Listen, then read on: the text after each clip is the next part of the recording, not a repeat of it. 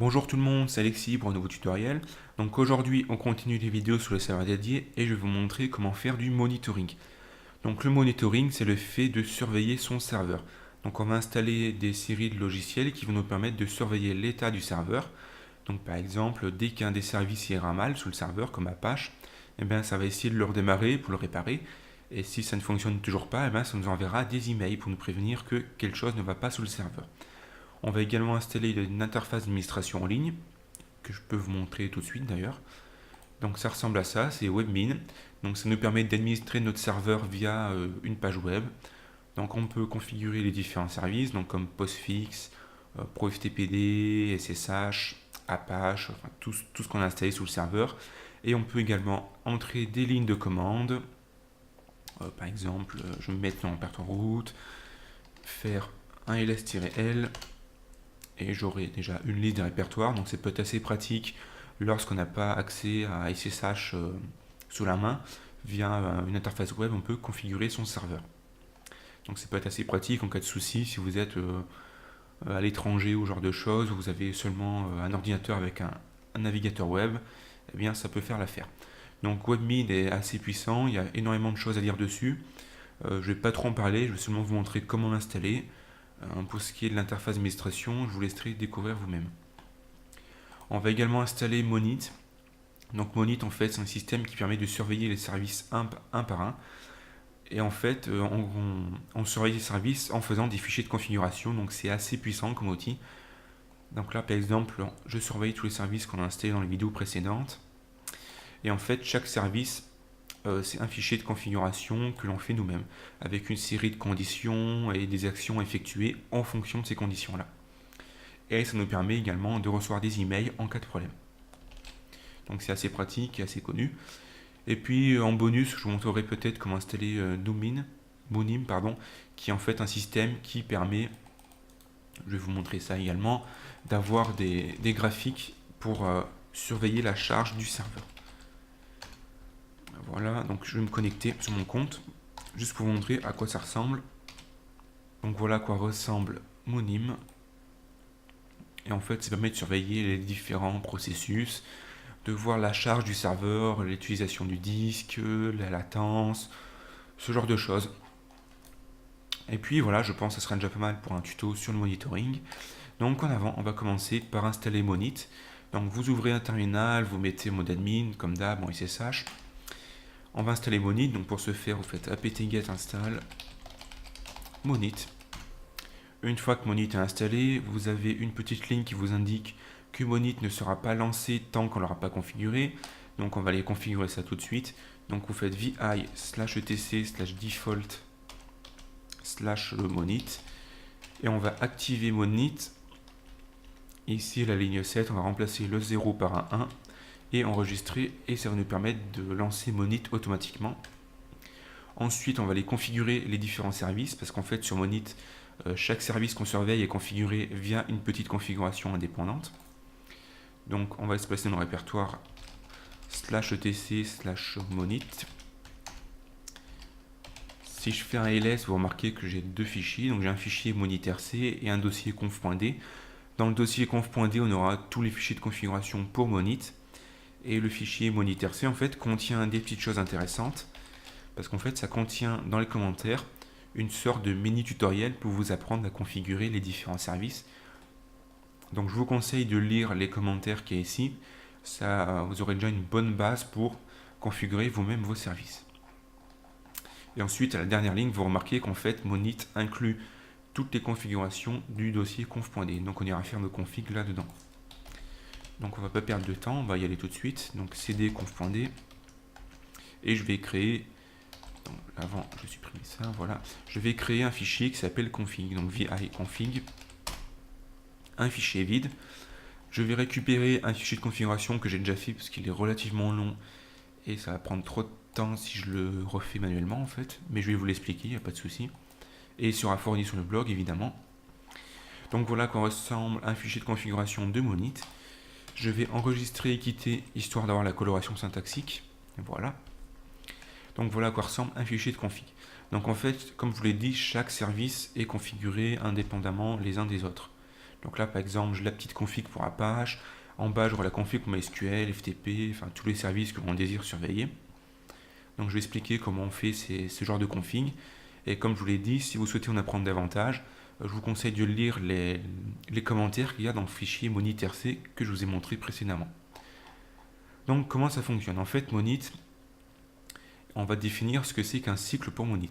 Donc en fait, toutes les 2 minutes, monit va effectuer toutes les séries d'actions que l'on aura définies ici. Par exemple pour Apache, pour MySQL, etc. Donc toutes les 2 minutes, monit va regarder ça et va tester si le service fonctionne correctement, s'il n'y a pas de souci. Et s'il y a un souci, ben, il va effectuer une série d'actions. Donc ça, c'est toutes les 2 minutes qu'il fait ça, c'est ce qu'on appelle un cycle. Et ça se configure ici en haut avec le setDaemon 120. Donc ça précise à monit que toutes les 2 minutes, il doit effectuer des vérifications. Parce que 120, c'est 120 secondes, hein, ça fait 2 minutes. Ici, vous avez une seconde ligne qui en fait précise que la première vérification de monit, lorsqu'il se lance en fait, eh bien il faut qu'il attende 4 minutes, le temps qu'en fait que monit se lance et que tous les services se lancent correctement. Parce que par exemple, si le serveur démarre, ça prend un peu plus de temps pour démarrer tous les services correctement, donc on précise à monit qui patiente 4 minutes. Et ensuite, les cycles dureront seulement 2 minutes. Ensuite, on précise avec une ligne set logfile que l'on surveille les fichiers de log, syslog, facility et les logdaemon. Donc ça va donner à monit des informations sur les services, parce que dans les fichiers de log, on retrouve toutes les erreurs. Ensuite, on précise le serveur de mail avec set mail server localhost. Donc j'ai mis localhost parce qu'on a installé un serveur de mail précédemment dans la vidéo numéro 4 avec postfix. Donc j'ai un serveur de mail sur le serveur, donc je mets localhost. Ensuite, on a set event queue. Donc en fait, lorsque le serveur de mail ici n'est pas disponible, eh bien, il va garder les emails. Donc en fait, monit, il faut savoir que dès qu'il y a un problème avec un service, il nous envoie un email, c'est ce qu'on appelle une alerte. Et si le serveur de mail a un problème, eh bien, avec le set event queue et ces lignes-là, en fait, ça permet de sauvegarder ces alertes dans un fichier et éventuellement de les renvoyer en cas dès que le serveur de mail est de nouveau disponible ou de les stocker dans un fichier pour qu'on puisse les voir plus tard. Et ici, le slot 100 précise que l'on sauvegarde au maximum 100 alertes, ce qui est déjà pas mal. Ensuite, on a la ligne qui est le set mail format. Donc en fait, ça précise le format des emails que nous allons recevoir dès qu'il y aura un souci. Donc là, par exemple, j'ai personnalisé le champ from et le champ subject. Donc sous le champ sujet, en fait, sur le champ sujet, j'aurai une ligne monit alerte suivie de l'événement et du nom du service qui a planté. Ensuite, vous avez le set alerte qui permet en fait de définir sur quelle adresse email vous allez recevoir toutes vos alertes. Et on peut être un peu plus précis avec le set alerte. Par exemple, si vous êtes sur un serveur dédié avec plusieurs administrateurs, vous pouvez configurer, vous pouvez être plus précis au niveau des adresses email. Par exemple, cette ligne-là précise qu'on envoie des alertes à cette adresse email-là seulement de type timeout. Donc j'expliquerai plus tard ce que c'est qu'une alerte de type timeout. La ligne suivante active l'interface en ligne. Donc on précise qu'on utilise HTTPD sur le port, sous ce port-là. Donc par défaut, c'est un autre port qui est précisé, mais je préfère le changer pour des raisons de sécurité. Et ensuite, vous avez une ligne qui est Hello, qui précise en fait avec quel utilisateur on va se connecter et son mot de passe. Donc voilà. Ensuite, donc ça c'est pour la configuration de monit de base en fait. Une fois qu'on a fait ça, on configure les différents services un par un. Donc vous allez voir que ça se ressemble énormément. Ce qui est légèrement différent en fait, c'est pour la configuration du service Apache et pour la configuration des disques durs. Donc pour le service Apache, comment ça fonctionne? Donc en fait, on précise que l'on surveille un processus avec check process. Donc ça veut dire on surveille un processus. Ensuite, on met le nom du processus, donc là c'est Apache, et on précise son fichier de PID. Donc qu'est-ce qu'un fichier de PID? En fait, c'est un fichier qui contient le PID d'Apache. Je vais vous le montrer. Je vais l'ouvrir pour vous montrer à quoi ça ressemble. C'est un fichier qui contient voilà, tout simplement le PID d'Apache. Donc je vais faire VI de ce fichier-là. Et vous remarquez que j'ai le PID d'Apache qui est stocké ici.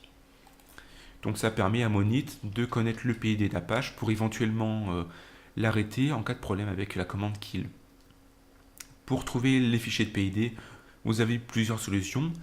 Soit vous faites un locate de Apache 2.pid et vous retrouvez le chemin du PID, mais soit vous pouvez également faire un find de -name, par exemple Apache étoile.pid si vous ne connaissez pas le nom du fichier, et il vous retrouve le PID, le fichier de PID d'Apache. Au niveau du PID aussi, pour que vous puissiez comprendre correctement, si je fais un ps-f et que je grep ça avec Apache,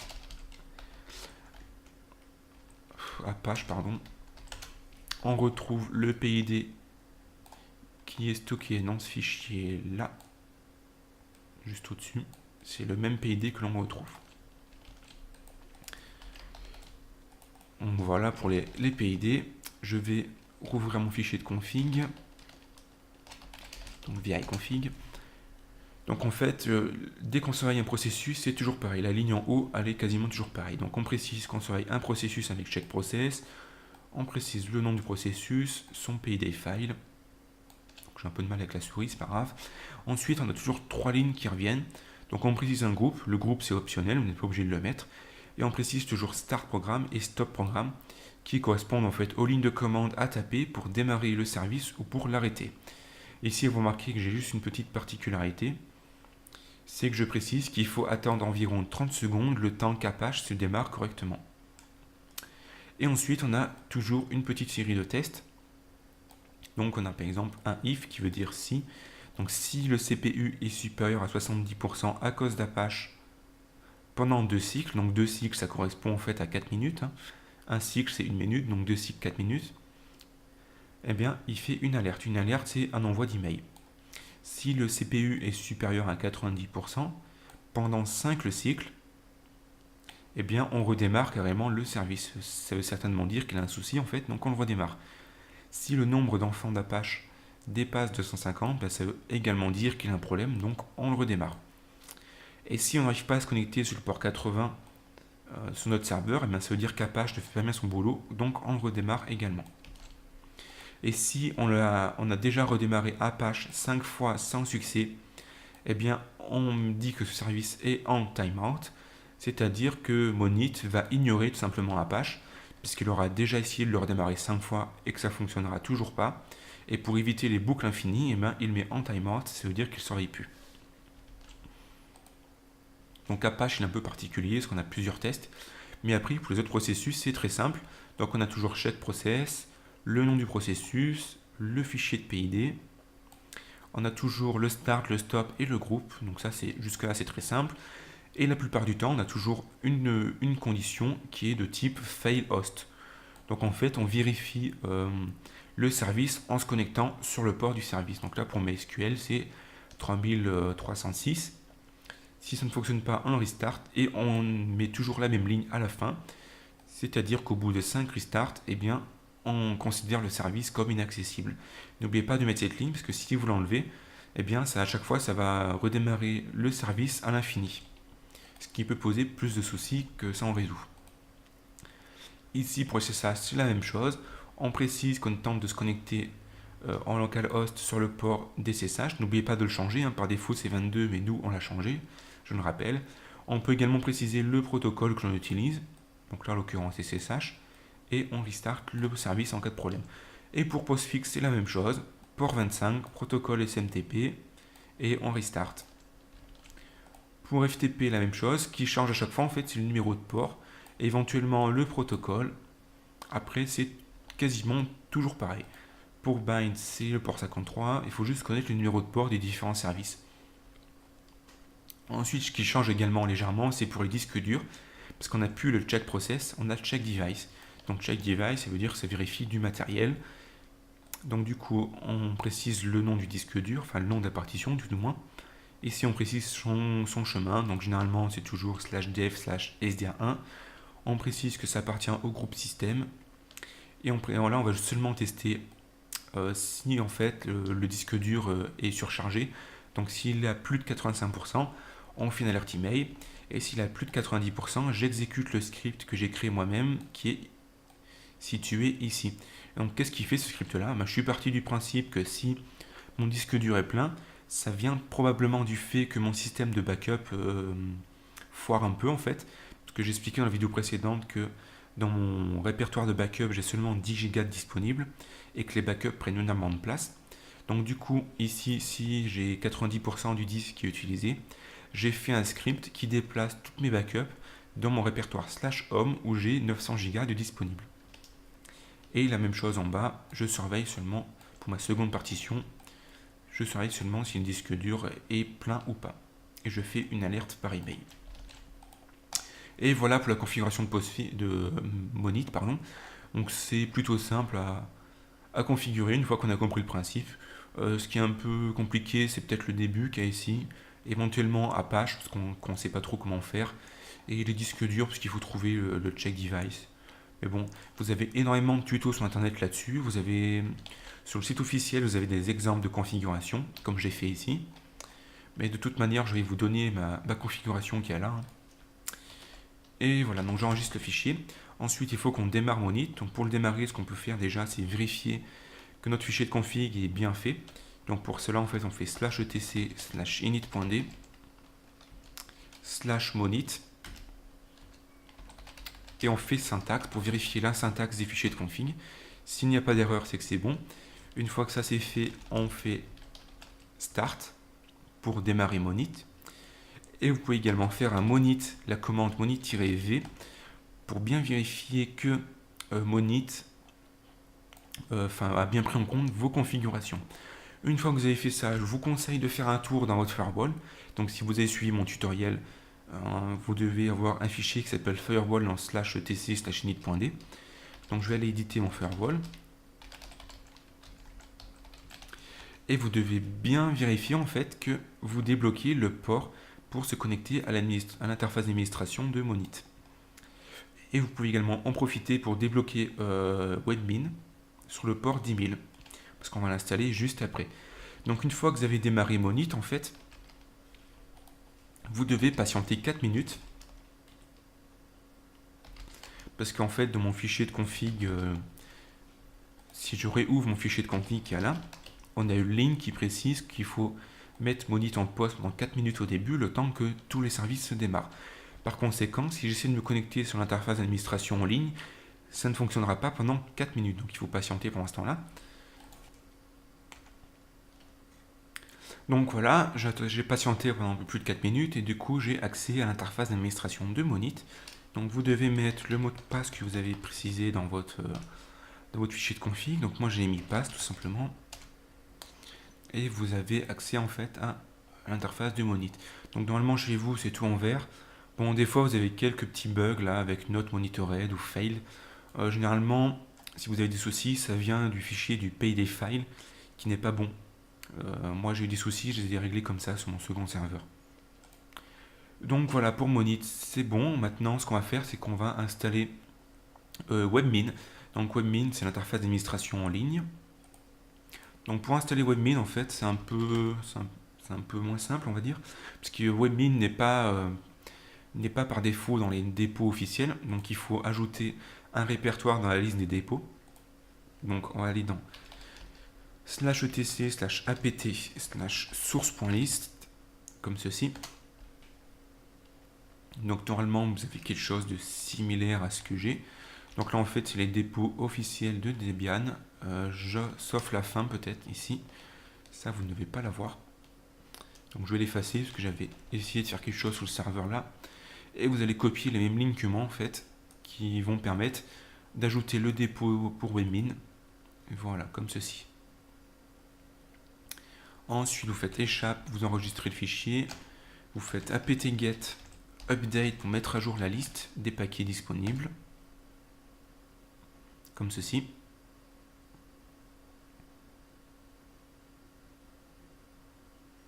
Voilà, donc là j'ai une erreur parce que la clé publique n'est pas disponible, donc on va la mettre. Donc je vais me placer dans mon répertoire root, donc cd root, /root, pardon, ou cd tout court, ça vous renvoie automatiquement dans le répertoire d'admin. Et pour récupérer la clé d'authentification, vous devez faire un wget de cette URL. Donc là, c'est assez rapide, j'espère que vous avez vu. Donc je vais juste le souligner, parce que sinon c'est assez lisible. Donc, vous allez faire un wget de cette clé-là. Voilà. Comme ça, vous récupérez la clé qui est dans votre répertoire personnel maintenant, du coup. Et vous devez faire un apt key add. Et vous mettez le nom de la clé, comme ceci. Donc, je vais faire un zoom. Comme ça, du coup, le dépôt va être authentifié et sécurisé. Donc, du coup, on peut refaire un apt-get update. Et normalement, j'aurai plus de soucis en bas au niveau des clés. Voilà. Donc, du coup, maintenant, je peux faire apt-get install. Je vais faire un clear avant parce que c'est pas très lisible. Donc, apt-get install webmin, tout simplement. Et l'avantage de cette méthode avec les dépôts, c'est que vous aurez accès aux mises à jour facilement. Donc, il dit que ça va prendre à peu près 100 mégaoctets. Donc on fait oui et on patiente pendant que ça s'installe. Donc voilà, l'installation de Webmin c'est terminé. Donc il vous dit que vous pouvez vous connecter à l'interface d'administration de Webmin avec cette adresse-là et qu'on doit se connecter en tant que route avec le mot de passe de route. Donc c'est bon. Je fais un petit clear. Au passage, vérifiez bien dans votre firewall que vous avez débloqué le port 10 000. Je leur précise. J'aurais peut-être dû copier l'adresse. Donc je la copier. Donc débloquez bien le port 10 000 de votre firewall, hein, c'est important. Je vais rouvrir un onglet Firefox et je peux me connecter sur mon webmin sur le port 10 000. Par contre, c'est pas le bon qui me suffit que j'ai pris. Donc voilà, je vais juste me connecter sur le bon cette fois-ci.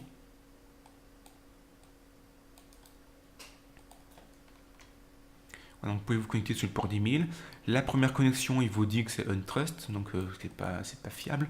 C'est pas grave, vous allez ici et vous allez ajouter une exception et vous allez la confirmer. Voilà, parce qu'après on va désactiver le HTTPS parce que ça bug un peu. Vous pouvez le laisser si vous le souhaitez, mais vous devez préciser une règle en plus. Voilà. Donc du coup, username, vous mettez root, mot de passe, vous mettez votre mot de passe d'administrateur sur le serveur. Voilà. On patiente pendant que ça charge un peu. Et vous avez les différentes infos, voilà. Ici, bon, il vous indique qu'il y a plusieurs petits problèmes éventuellement à régler. Donc l'avantage de Webmin, c'est que c'est assez simple à gérer. Vous pouvez configurer tous vos services de cette manière. Vous pouvez également mettre à jour vos paquets en un clic en cliquant ici. Et ça met à jour vos paquets. Ce que je vais faire d'ailleurs, parce que c'est une bonne chose au niveau de la sécurité. Je vous laisse découvrir un peu l'interface d'administration. Vous avez par exemple la configuration Webmin, vous pouvez changer de thème. Vous avez la configuration des différents services sous le serveur. Vous pouvez entrer des commandes, enfin, c'est vraiment très très complet. Je ne vais pas entrer dans les détails sinon ça prendrait trop de temps. Et pour être honnête, j'ai pas encore tout trouvé sur Webmin, hein, je ne maîtrise pas à 100%. Je l'utilise rarement.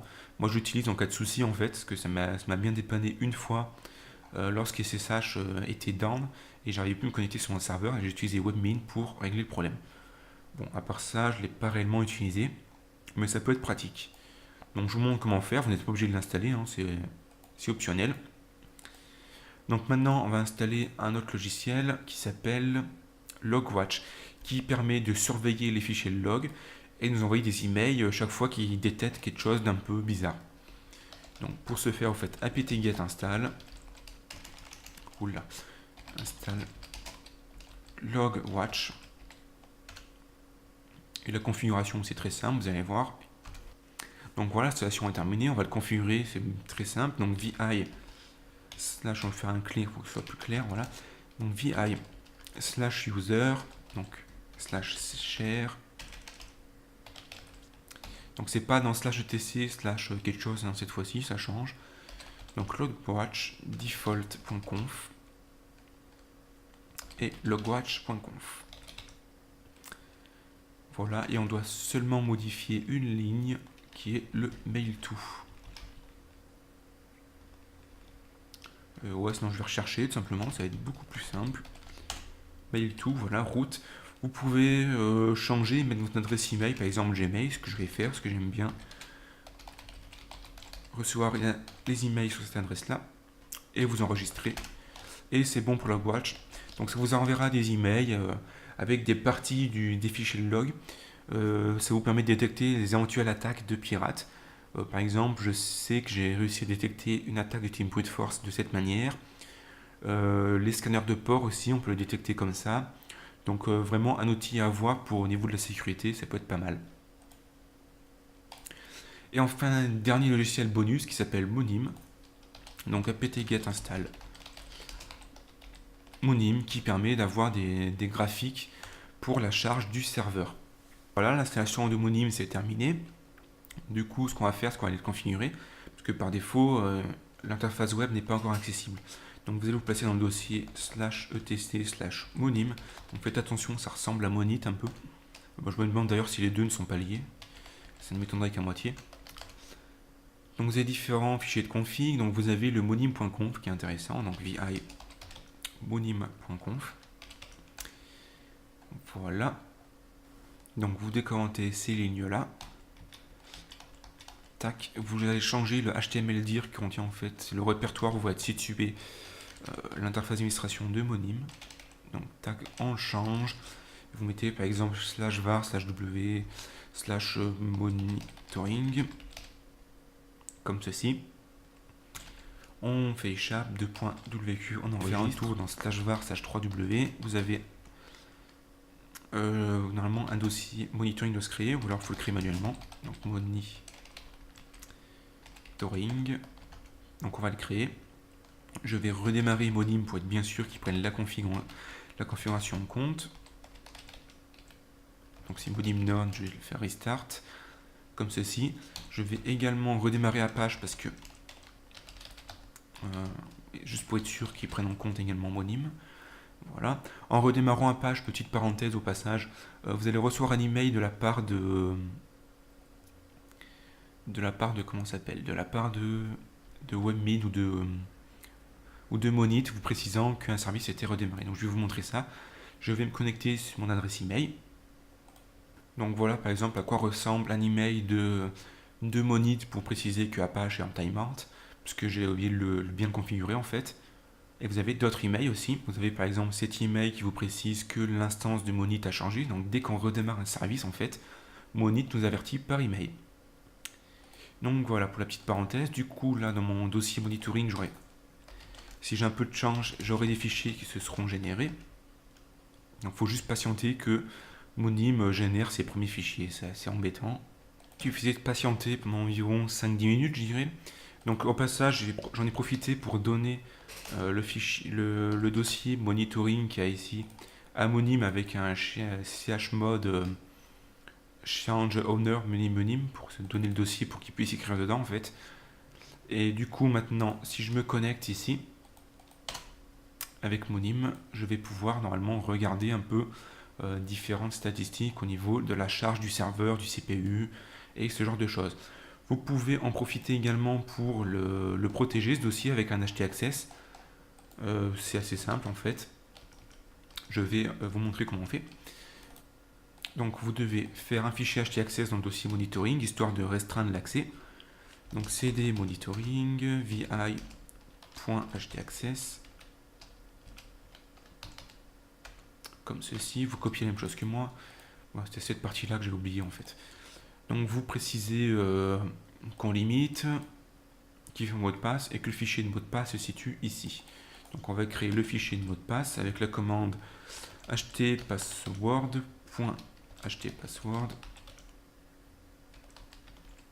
comme ceci. Et il faut mettre, je crois, l'utilisateur, si je me souviens bien. Par exemple, on va mettre admin. Ok, donc on fait comme ça. J'ai oublié comment servir la commande. C'est pas grave. Man htpassword. Voilà. Donc il faut le fichier du password et le username. Ok, donc ça devrait être bon. Donc je vais peut-être créer le fichier htpassword. Parce que peut-être qu'il n'arrive pas à le créer en fait.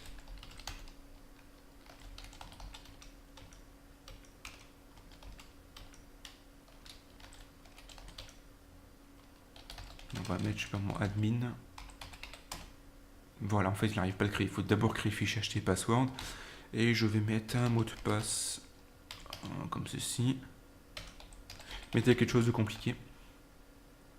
Donc il vous redemande de retaper le mot de passe. Ok, je me suis trompé un mot de passe, je vais mettre quelque chose de plus simple. Hop. Voilà, c'est bon. Donc du coup, j'ai un utilisateur admin qui s'est ajouté et normalement ici, ça devrait me bloquer l'accès. Dans le default, donc cd/etc/page2 cd site available et vous avez un fichier qui s'appelle default avec un allow override add-on, voilà, c'est bien ce que je pensais. Donc du coup, les htaccess ne sont pas autorisés, donc ça je le mets à all, pardon. Voilà. Normalement, ça devrait être bon. Enfin, j'espère. Voilà. Donc du coup, maintenant on peut se connecter. Voilà, maintenant je suis un plus du mot de passe, c'est nouveau. Voilà, je peux me connecter maintenant et c'est bon. Donc voilà pour ce tutoriel, j'espère que vous avez apprécié le tuto. Si vous avez des questions, n'hésitez pas à les poser en commentaire sur le blog. Si vous avez apprécié la vidéo, n'hésitez pas à la partager sur Facebook ou sur Twitter. Parlant de Facebook, je vous invite à rejoindre la page de fans, entre guillemets. On est quasiment 350, donc ce serait sympa que vous veniez sur la page. Si vous avez des questions, généralement, j'y réponds assez rapidement sur Facebook, un peu plus rapidement que sur les commentaires. Et puis voilà, donc j'espère que ça s'est bien passé pour vous, et amusez-vous bien avec vos serveurs dédiés. Bonne chance.